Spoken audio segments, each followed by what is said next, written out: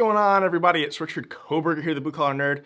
So I know that last release notes video, I started the video off with this intro, with this silly little song, and a lot of people thought it was fun. I just want to make it clear, stuff like that, it adds a lot of extra work to the video, all right? So it's going to be a very occasional treat to do that sort of thing. You know, it's certainly not going to happen twice in a row.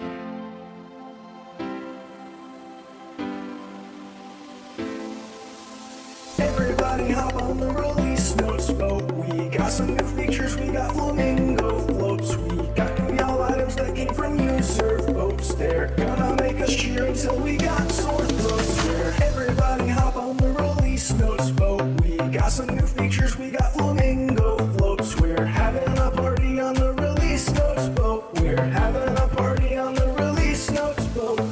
Everybody hop on the release notes boat. We got some new features, we got flamingo floats. We're having a party on the release notes boat. We're having a party on the release notes boat.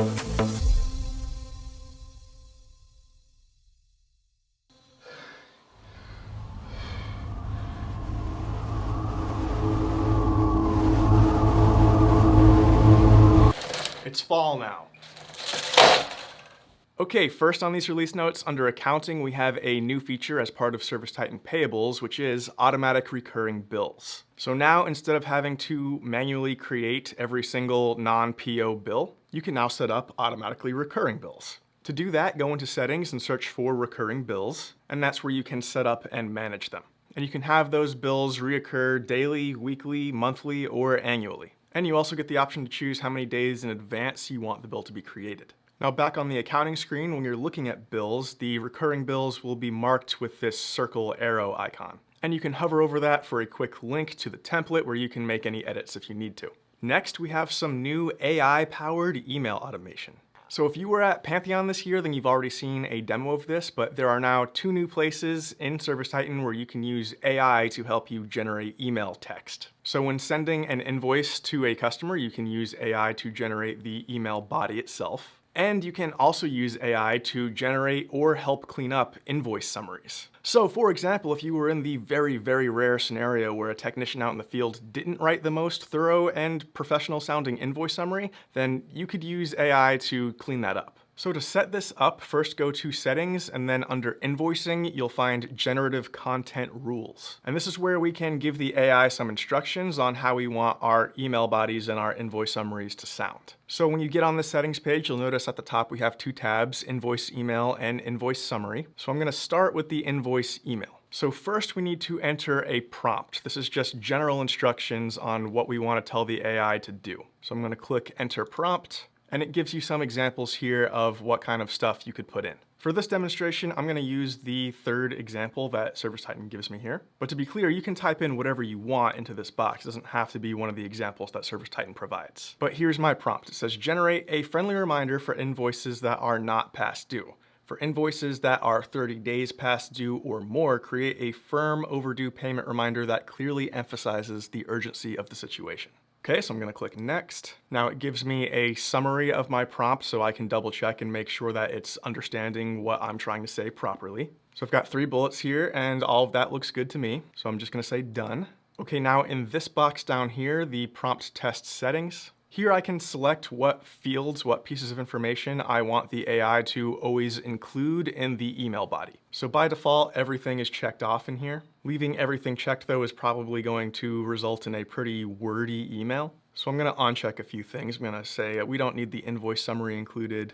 We don't need the job summary. That's probably instructions for the technician anyway. I'm gonna assume they know what city and state they're in. I don't think I need invoice total and balance. I'll just do balance. All right, you get the idea. You can choose what you want to be included. Okay, and then we can come over here and click Generate Test Email. Give it a quick second. And then here is the example based on this actual invoice number. So I can search for a specific invoice so I can see how it words things differently if they're past due versus not past due. Now in my test environment here, I think all of the example customers are past due. So it's probably only going to generate me some firmer email bodies here. But over here, this is what it gave me. At a glance, it looks pretty good to me. But if we didn't like it, if we thought it was way off, then we could make some adjustments to our prompt and or what pieces of information we're asking it to include. But do keep in mind, and I'll show you this later when I show you how to actually use this after it's set up, but you don't have to just use the text that it gives you word for word. You can make some edits. Okay, so once we're happy, very important, we need to come up here, we need to say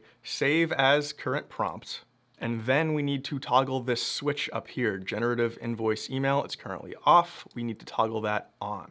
And now that is ready to use. Next, let's do our settings for the invoice summaries. Very similar situation here. So first we need to offer it a prompt. I'm just gonna use this second example here that ServiceTitan provides. It just says create a refined bulleted summary highlighting the work that the technician provided. So down here under my test settings, again, I can search for a specific invoice so that I can see how it would treat that specific invoice. I have this checkbox here whether or not I want to include the job summary as well. For me, I'm gonna uncheck that. My job summary usually is like instructions for the technician, so I don't want that information being mixed in there. Now this example invoice that it's pulled already has a pretty clean bulleted list, so I'm gonna give it a different example. Okay, so here's a little bit of a more realistic real-world example of what a technician might give us. Cleaned condenser coil, blew out drain line, changed filter, and inspected electrical components on 2 units. Found upstairs unit low on refrigerant, recommend leak search. All right, it gets the point across, but So let's see how the AI cleans that up. I'm gonna click generate test summary. And just like I asked in my prompt, it's giving me a bulleted list. We performed a thorough cleaning of the condenser coil. The drain line was cleared of any obstructions. The filter was replaced with a new one. Our team also inspected the electrical components on both units. After the inspection, we discovered that the upstairs unit was low on refrigerant. In order to address this issue, we recommend conducting a leak search. And that sounds much more professional. Now again, you can make some minor tweaks before you send this out, but that's a darn good starting place. I mean, I'd feel comfortable just sending that as is. Okay, so once we're happy with how that's turning out, same situation, we're gonna click Save as Current Prompt. And again, we need to toggle this switch here at the top to actually turn it on. Okay, so now we've got it set up. Let me show you how to actually use it day to day. So we'll start with the invoice email. So we're gonna go to the accounting tab. I'm gonna go to invoices, and then on this invoice right here, I'm gonna say email invoice, and it still auto-populates my default, template body, but I have this new button here that says generate email body with the little TI Titan Intelligence logo next to it. And if I click on that, then I get my AI generated email body that uses the prompt that we just set up. So of course I can read that over, and any changes that I want to make, I'm free to type in here and make any edits that I want to make. Okay, so that's the invoice emails. Now let's do an invoice summary. So here's an invoice. It's got a very mediocre invoice summary, but I've got this new button that says enhance with TI. So I'm going to click on that. That gives me this flyout here, so I can actually make edits on the fly to my prompt, or I can choose to include the job summary, but what we set up in the settings is the default. And then I'm just gonna click Generate Summary, and there we go. There's our new cleaner invoice summary. Then I would just click Save Generated Invoice Summary. It's gonna ask me if I'm sure. Yes, I am.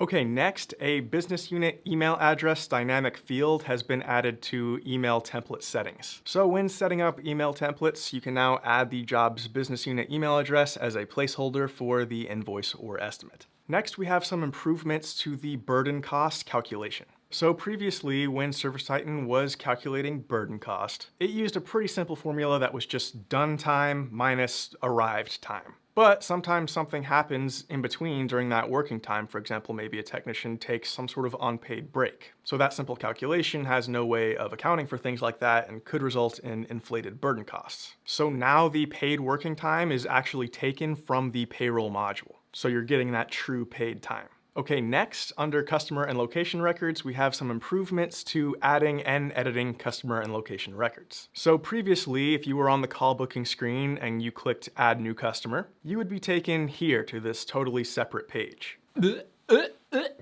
But now, instead of that, you'll get this nice little flyout from the side of the screen. Now, everything that the form asks for is still the same. None of that has changed. It's just that it's a cleaner experience now and you don't have to navigate to a totally separate page. Also, when creating a new customer from this flyout, it'll have this label at the top of it with the phone number of the correlating call that you're currently on, just to make things extra clear in a situation where you have multiple calls, maybe you've got some people on hold or something like that. And by the way, this new flyout experience also carries over to whenever you're editing contacts on a customer or location page. You'll get a similar sort of flyout there too now. Next, under dispatch, technician shifts can now be repeated for longer intervals. So previously, when you were creating a recurring technician shift, you were limited to the options of having it recur every up to 6 days or every up to 4 weeks. But now you can repeat shifts daily for up to every 31 days or weekly for up to every 52 weeks. All right, next under Enterprise Hub. Now this is only relevant to you if you use Enterprise Hub. Enterprise Hub is a centralized place where you can go and manage multiple companies in a situation where one entity owns multiple companies. But in Enterprise Hub, there is now a new section in user management that allows you to add new roles, assign Enterprise Hub and ServiceTitan permissions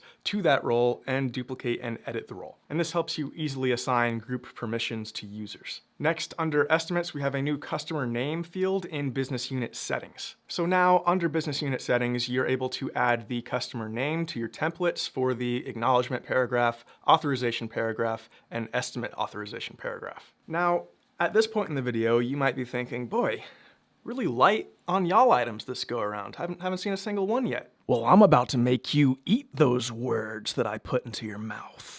So this next note is a y'all item, but it's a very special y'all item. By that I mean it's a very big y'all item. So big, in fact, that I had to make a special purchase just for it. It's a y'all hat so big, I have to squat significantly to get it all in frame. Now, what, you ask, could warrant such a comically large hat? Well, you know how ServiceTitan has those back-end configurations, also known as feature gates? Of course you do. And you know how it makes you feel like you don't know what's truly available to you, like there's some secret menu somewhere that you're not aware of? And you know how sometimes you'll deal with a problem for months and months only to find out that there was some back-end configuration that could have solved the problem for you immediately? You do, don't you? You know that frustration. It's okay, let it out. We've all been there. But now, there is a new feature configuration screen in the product that you can access yourself.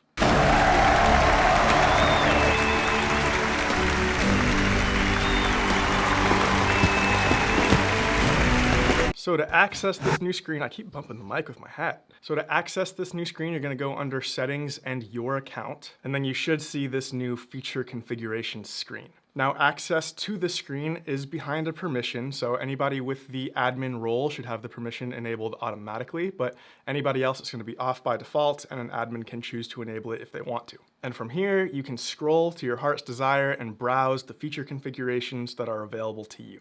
Now, some of these feature configurations, you can just toggle a switch and just like that, it's on. Completely self-service, it's done. However, some of them are a little higher risk, they have some more caveats, and so we still want somebody at ServiceTitan to put eyes on your account to make sure that that feature is not going to cause you any problems. In those situations, instead of the toggle switch, you'll have this request change button. Simply click on that and the request will be sent into ServiceTitan. So go in there, take a look around, and have fun.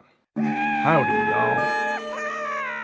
Okay, next, under FinTech, Financit financing is now available through online estimates. So if you're using Financit, then when you're sending out an estimate, you'll have this option to allow the customer to apply for financing through the online estimate. And if that's toggled on, then the customer will have this link that says Get Pre-Qualified. Then they can fill out all of their information and get pre-qualified all on their own. Okay, next, under Identity and User Management, there are now different role types in ServiceTitan. And again, this one's mainly relevant to people who use Enterprise Hub. So in Employee Settings, there's now this new column that shows labels for either ServiceTitan or Enterprise Hub. So for Enterprise Hub role types, the role is locked and it must be changed from Enterprise Hub. Permissions for users that were made through Enterprise Hub also must be edited in Enterprise Hub. And the same applies to role permission settings. If it's a role that was created in Enterprise Hub, it must be edited there. This gives Enterprise Hub users more control and helps prevent permissions from getting mismatched in the actual tenant versus Enterprise Hub.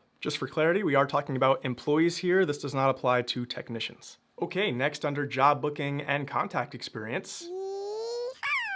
We've got a y'all item. So there have been multiple improvements made to the job booking experience. When you're booking a job for the arrival windows, if you choose custom arrival window, the up and down arrows now move the time in 15-minute increments versus 1-minute increments to make adjusting that time a little bit easier. And we have completely removed the configuration necessary to show custom fields on your call booking screen. So previously that was a configuration that you had to turn on, but it's now on by default for everybody. Next, keeping the hat on, we've got another y'all item. We've added some job booking guardrails to help ensure that your calls are being booked accurately. So first of all, when you were booking a job, the start date used to default to today's date, but that resulted in a lot of jobs being booked for today when they weren't supposed to be booked for today. So now instead of it defaulting to today's date, it just defaults to blank, and you can select today if today is the appropriate day.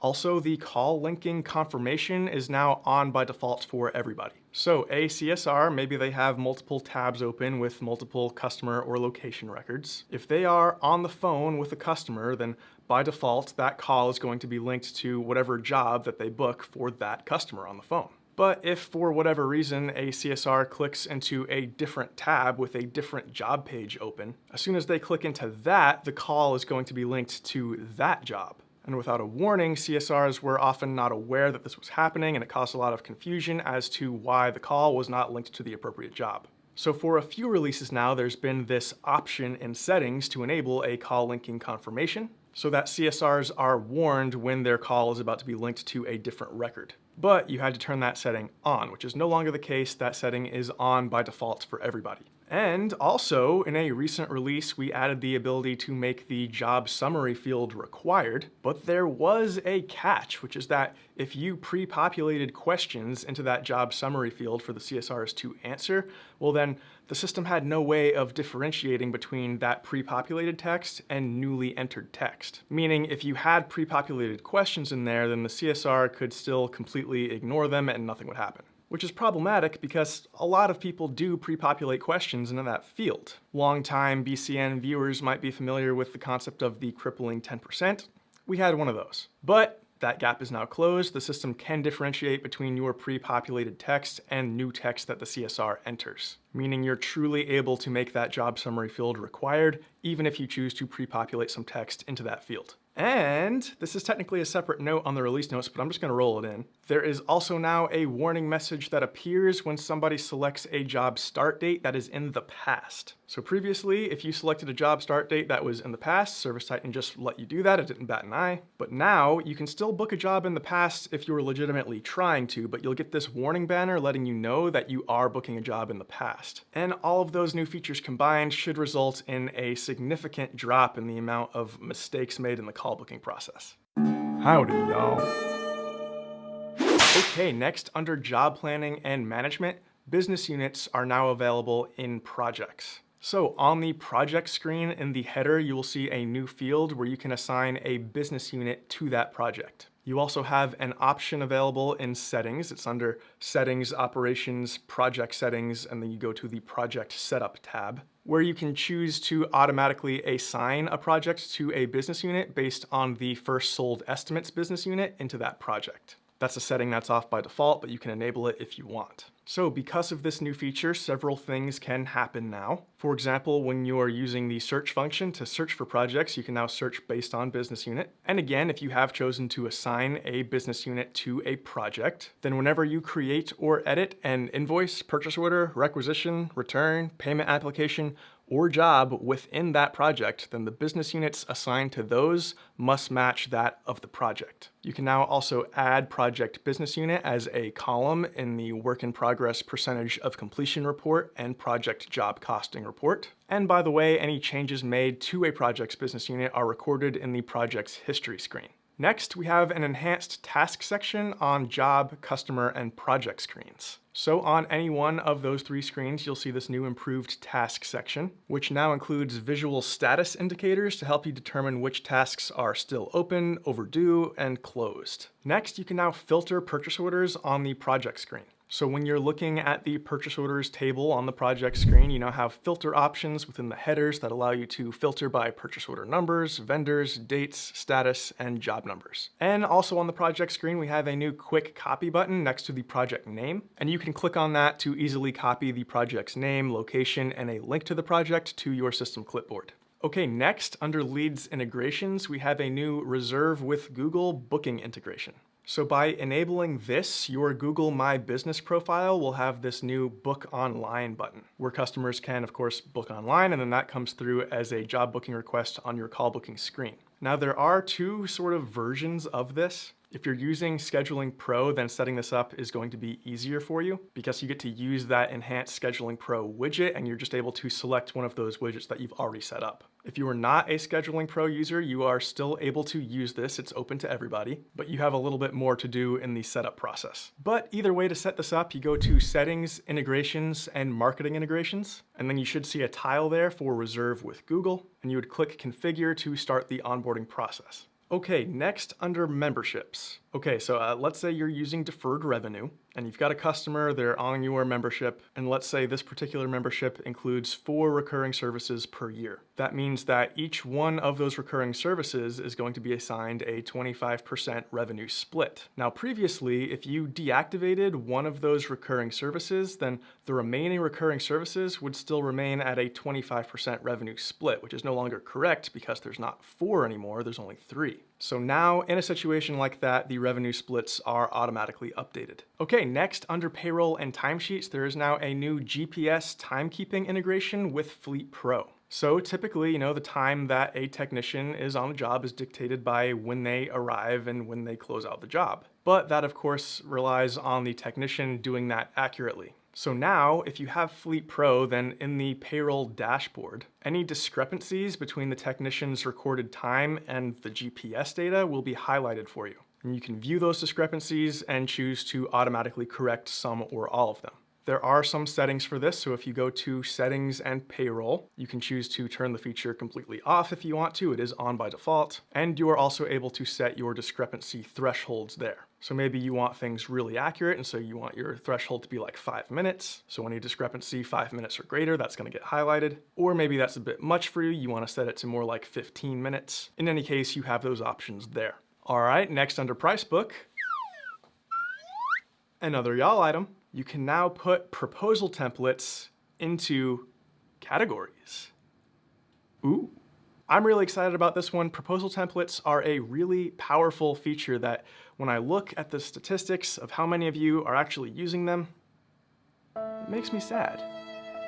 Now, one of the biggest complaints that we had with proposal templates is that previously they were all just put into one big list. So if you had 50 of them, then your technician or your office person had to scroll through all 50 of those to find the right one. Same thing if you had 100, same thing if you had 500, it was one long list. But now, that's no longer the case. You can now assign proposal templates to categories in your price book. So to do this, first of all, we're gonna go to our price book and pull up our proposal templates. We're gonna click View and Edit Details on a proposal template, and then we're gonna click View and Edit Details again. And there we're able to choose a category for this proposal template. Once those are assigned, proposal templates can be filtered by category on both the office and technician sides. Super useful. There's that excuse out the window. Build some proposal templates, please. I've got a video that walks you through how to build them, and I'll put a link to that in the description down below.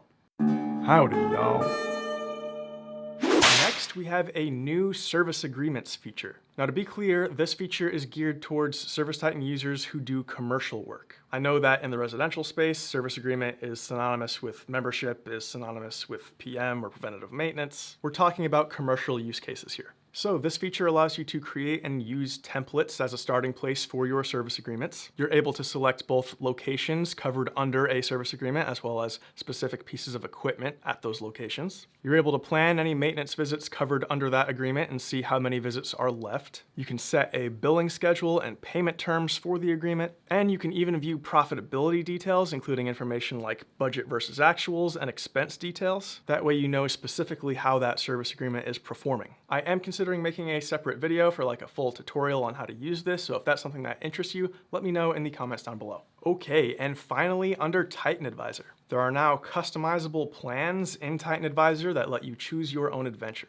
So now if you open up TitanAdvisor, it's that rocket icon in the upper right-hand corner. The top recommendation section is now replaced by the current plan section. So this is your action plan, and you're able to customize it so you can go and drag things around to change the priority, as well as drag features in or out. So you have that full list of features there on the right. It's also searchable. So if there's features that you want to include in your plan that aren't already in there, you can drag them in. Also in that available features tile, if you click that filter icon, you've got some really cool options for how you want to filter there. So you can filter by primary business goal, like drive revenue or increase efficiency. There's also a filter for quick wins, so things that have a really good like input effort versus value ratio. And you can filter features by business sections, things like lead generation, job booking and dispatching, customer communications, etc. Really cool. I think this is going to be super helpful to put some structure in place to help everybody improve their Titan scores. Anyways, that's all I got for today. Be sure to hit like if you liked the video and found it valuable. Be sure to subscribe to ServiceTitan's YouTube channel if you haven't done that already. Hit that bell icon so that YouTube notifies you anytime we upload a new video. And leave me a comment down below. Let me know what you thought about my song. And the release, I guess. Please remember that your engagement through likes, comments, and subscriber numbers are the ways in which my success is measured. Appreciate it. Peace. Everybody hop on the release notes boat. We got some new features, we got flamingo floats. We're